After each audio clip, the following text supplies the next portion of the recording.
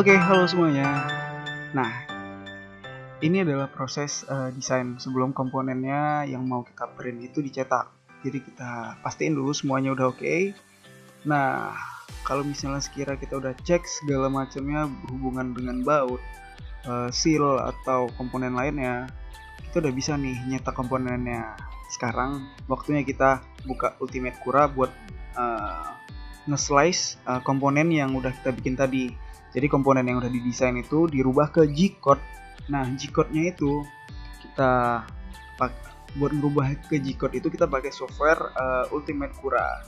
Nah, sekarang gue bakal nyari file yang tadi udah kita desain. Oke, nah ini dia. Ini komponen yang udah kita desain tadi. Kita posisiin yang cocok biar hasilnya bagus dan blank. Nah, ini udah kita slice. Nah, dia bakal ngeliatin buat per garisnya dimulai dari bawah. Oke, kayaknya ini udah cocok sih buat di print dan kita bisa setting infillnya sesuai kemauan kita. Biasanya infill itu disetting tergantung fungsinya. Kalau misalnya kita mau biayanya lebih murah, infillnya bisa diatur. Nah, kalau kita mau hasilnya benar-benar padat 100%, itu juga bisa kita setting di proses ini.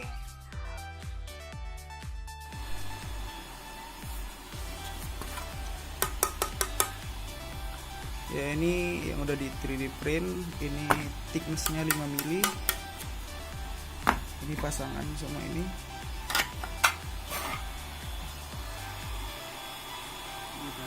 Ini adalah hasil 3D print-nya yang udah kita desain tadi. Ini tebalnya 5 mili.